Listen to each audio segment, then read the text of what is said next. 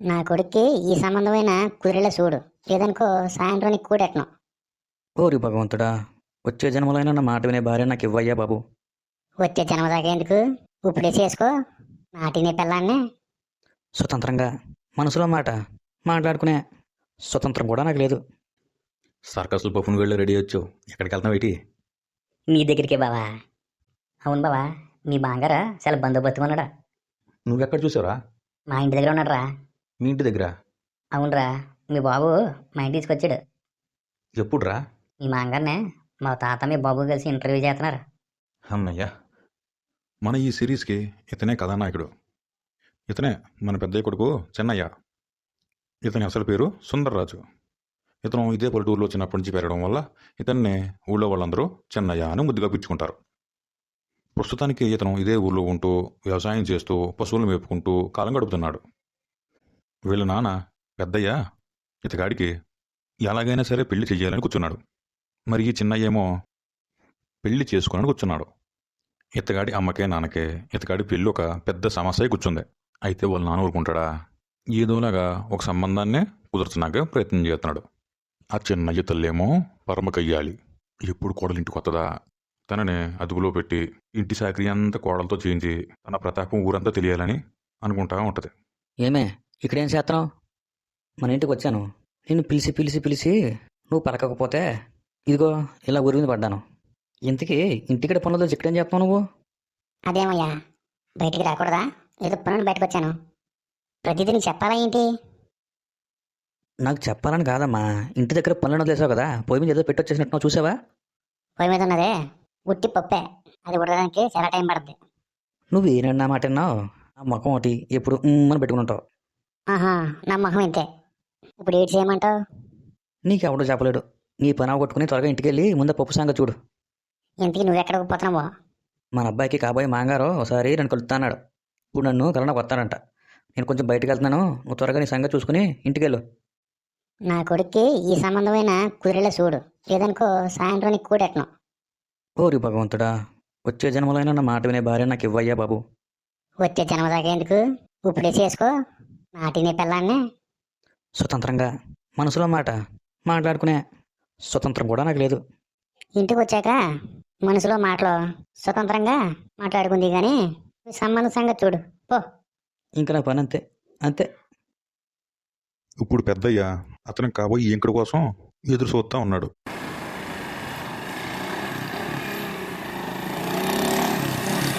నమస్కారం అండి, మీరేనండి? అది మా వెంకట్రావు చెప్పింది మీ గురించేనండి?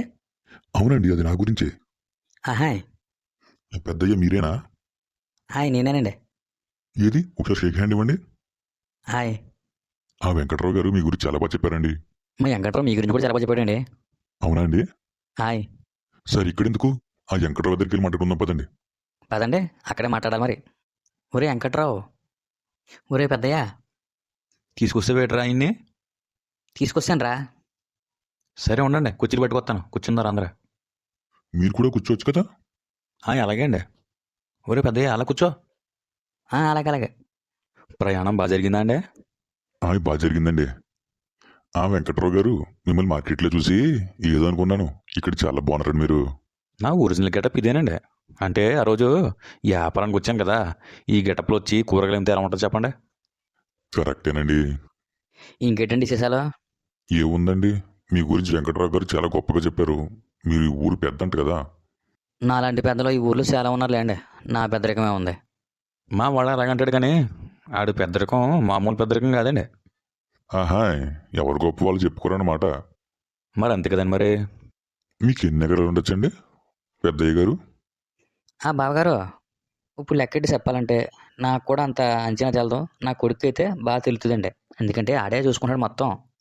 అవునండి, అల్లుడుగా చూసుకుంటున్నారా? మా చిన్నయ్య గురించి చెప్పాలంటే ఒకరోజు సరిపోదండి. ఆడు చేసింది కంప్యూటర్ ఇంజనీరు, కానీ ఆడు ఈ ఊర్లోకి వచ్చి ఎంతో కట్టపడుతుంటాడు.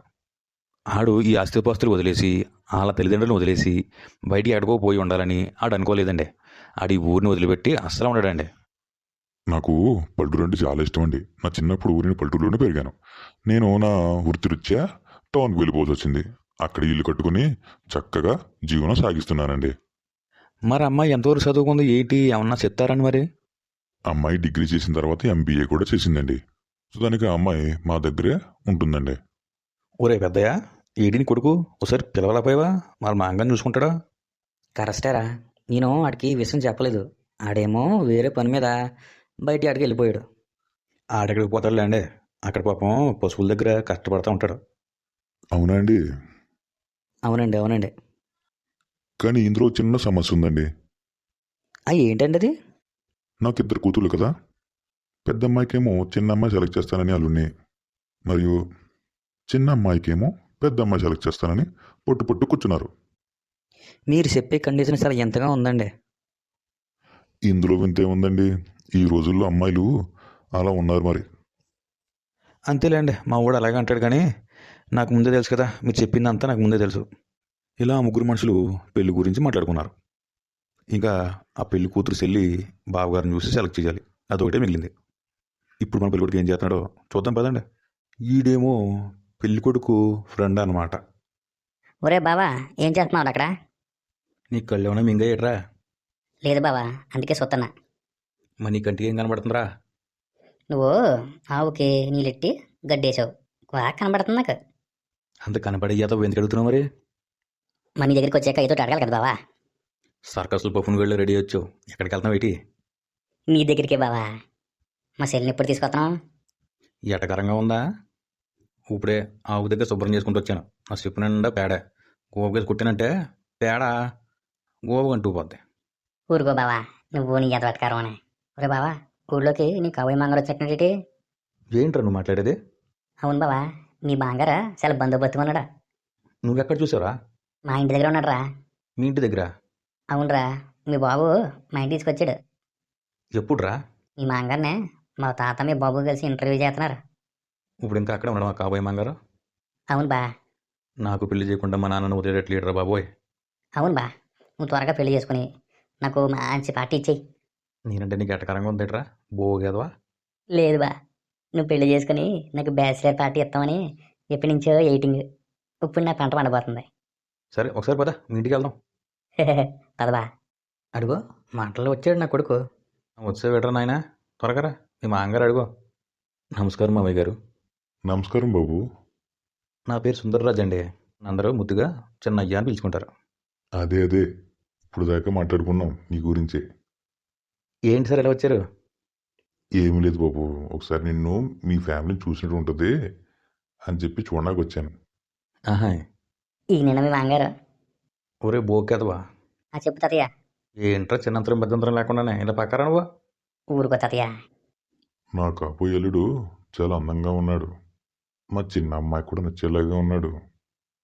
అదేంటండి మీ చిన్నమ్మాయి నచ్చడం ఏంటి?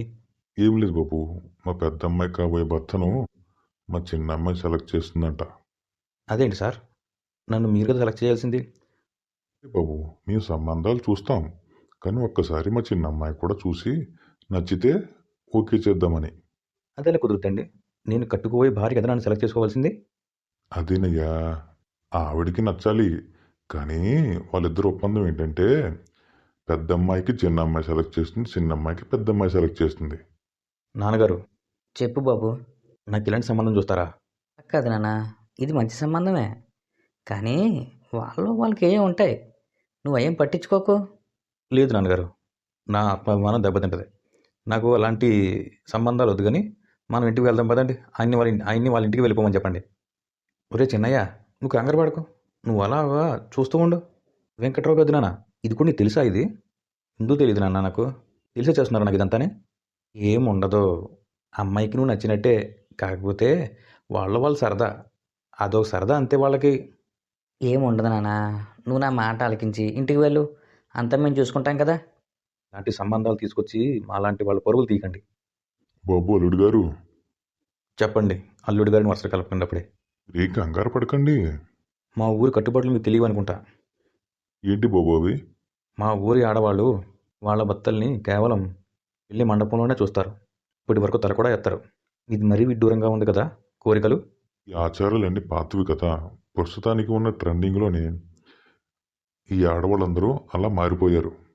అవునరా బా, నీకేం తెలియదు. ఇప్పుడు అందరూ అలాగే ఉన్నారు. మగవాళ్ళని ఆడవాళ్ళే సెలెక్ట్ చేసుకుంటున్నారు. ఊరి నువ్వు కాసేపు మాట్లాడగరా, లేదనుకో మొహం మీద వచ్చేద్ది.